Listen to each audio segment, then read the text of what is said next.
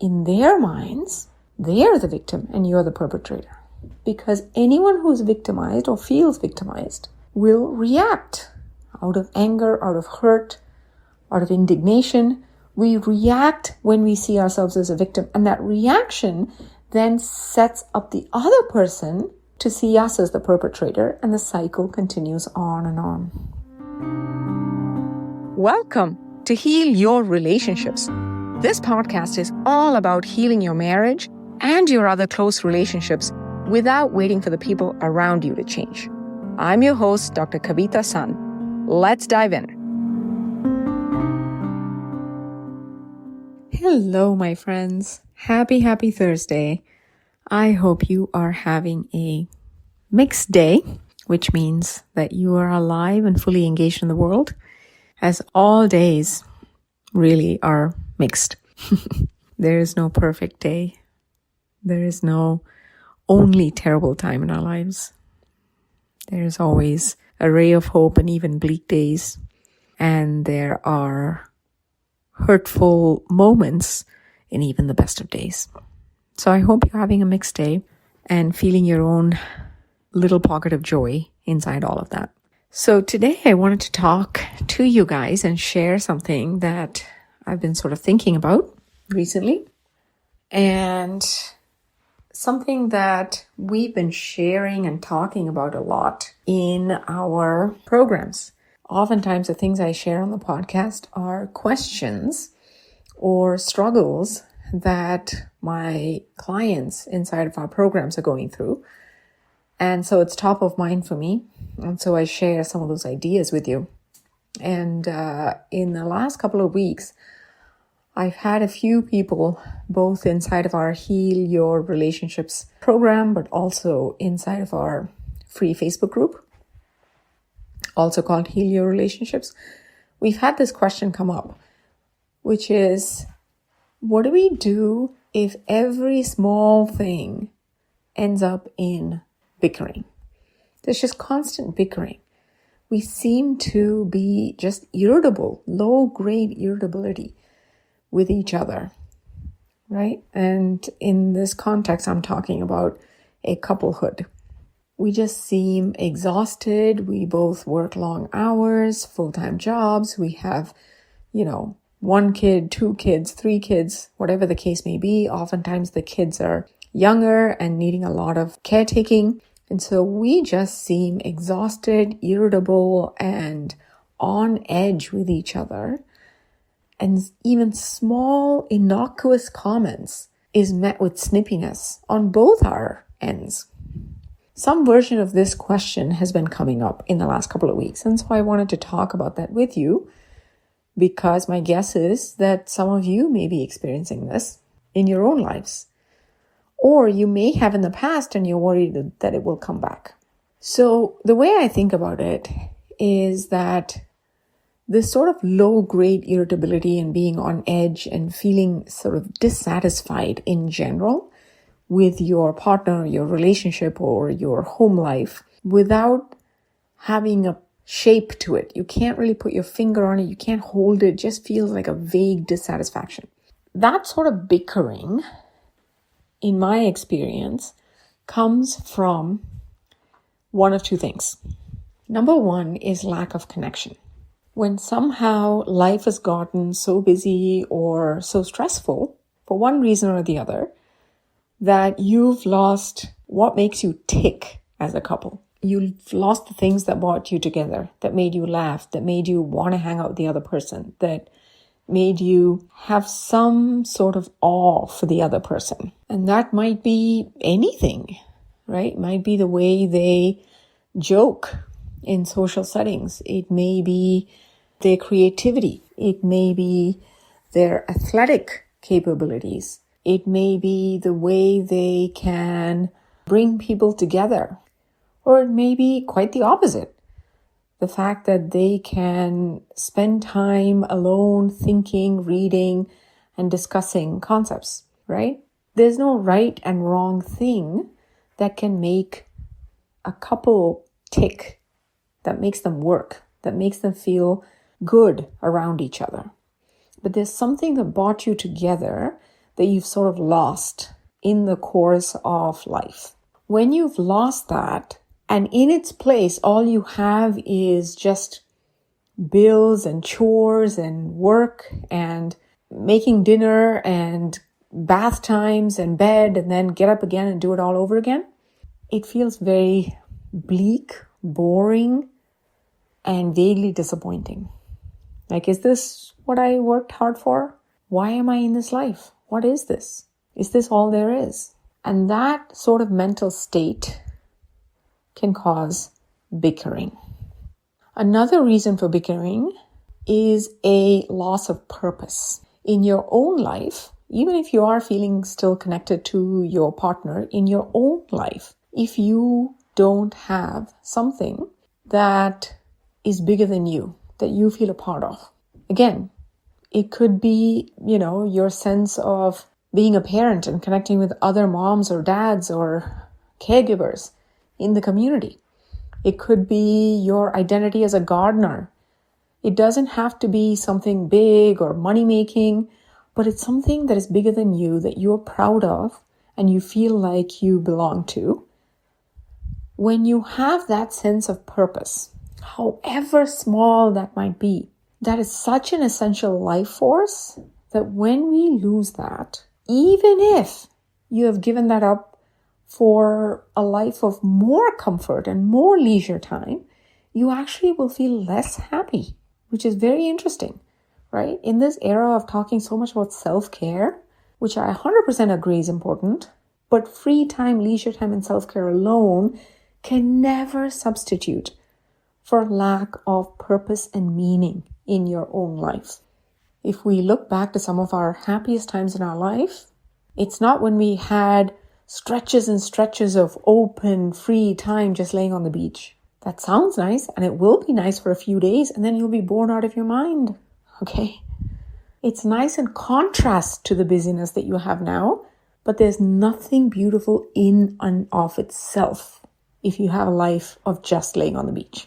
So if you think back to the best times in your life, there might have been some struggle. There might have been some hard work, but there was something you believed in. So when we lose track of either connection, what makes the couple tick, or a sense of purpose and meaning in our own lives, either one of those two things can lead to disappointment and vague bickering and low-grade irritability inside the home. All right.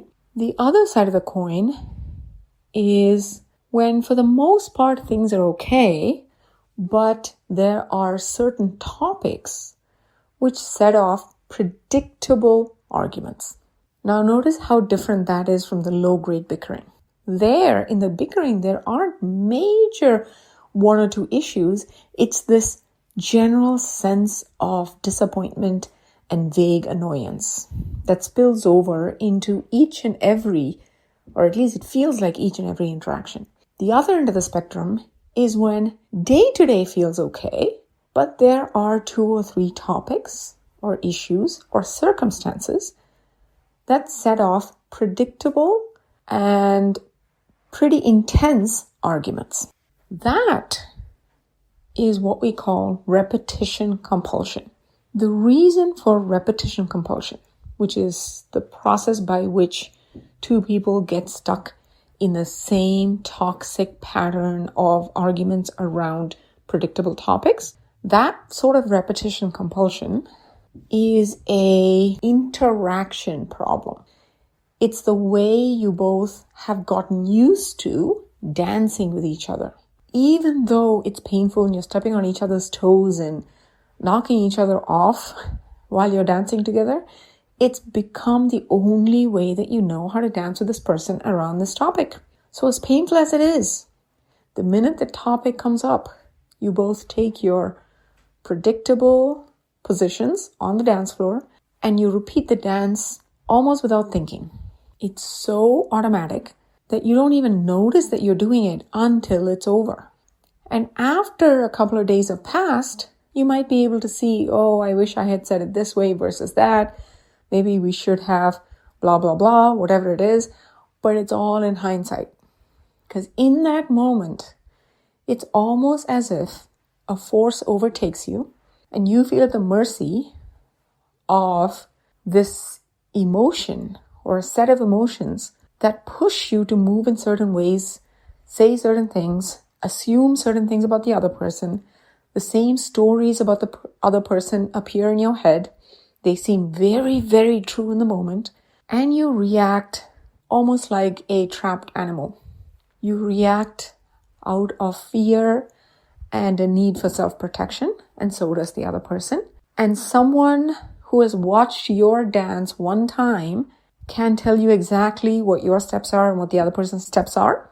And they can say, even if the topic was different, what exactly you would do and the other person would do. It doesn't matter what the topic is, as long as it's those 2 or 3 topics, you both react in predictable ways. That sort of repetition compulsion is a habitual, trained, interactive dance that now you both feel at the mercy of. And for that, we need to interrupt that infinity loop, which is the dance. At this point, there is no way that we can say who started it. I once worked with a couple who argued for about 20 minutes in front of me about who started their last argument. It was very interesting to watch because they both were very convinced, truly convinced the other person started it. So she said, "You were so harsh and distant with me at the party last night." And he said, "Well, when I came home, I tried to be gentle with you, but then you made this nasty comment about my mom." And she said, "Well, that's because earlier that morning, da-da-da-da-da." And he said, "Well, that's because, remember 2 days ago?" And it went on and on and on. See, in your mind, you are the victim and the other person is the perpetrator. However, in their minds, they are the victim and you are the perpetrator.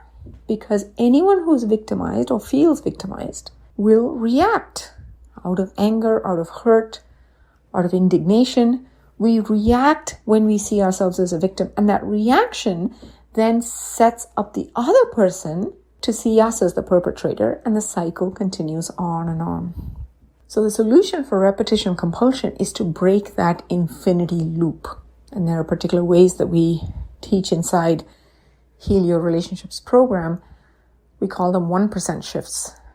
Very, very small baby steps that are customized to you and your situation, that you can do today and that are fully reliant on you, so that you're not looking to someone else to somehow solve this for you. But you're also getting very clear on exactly what that tiny baby step is that you can do and feel capable of doing in the today.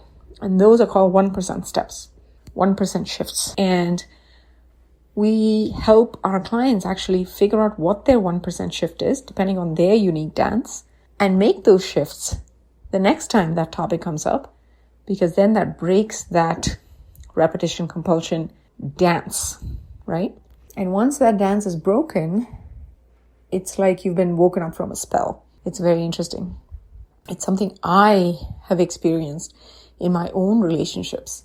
And once I have broken the spell of that infinity loop, it's like a veil has been lifted and I can see clearly. And from that clarity, suddenly so many other options are available to me that I could not see from within that infinity loop.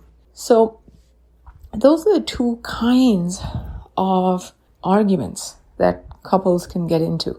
One, again, is the low-grade irritability, kerfuffles is another word for them. And that comes from lack of connection or loss of connection or loss of identity and purpose and meaning in your own life. And the other one is a repetition compulsion. So whichever one you may be struggling with, or if you know someone who has recently shared with you, or you happen to know that they are struggling, whether it's in their marriage or in the relationship with their mom or their sibling or their cousin or their friend, one of these patterns, please take a moment to share this episode with them And if you have struggled with it, take a moment to also ask yourself, which of these patterns am I struggling with? Is it the day-to-day kerfuffles and the low-grade ennui? Or is it the repetition compulsion? Because then you'll start to see the solution. You'll start to see what you need to do to solve it. Because it is completely solvable. But the only way to solve it is to ask the right questions and to see the problem clearly for what it is. And that's my job here. So I hope that was helpful. I love you to the moon and back. And if you'd like to join our free Facebook group where I do monthly live free trainings and such, there's a link in the show notes. If you'd like to know more about our programs, there's also a link in the show notes. And I will see you in a few days. Big hugs to you, my friend. Take care. Bye-bye. Hey, if you enjoyed this podcast and you'd like access to our marriage repair toolkit, you can go to www.healyourrelationships, all one word, healyourrelationships.com, and look for free training. I'll see you there.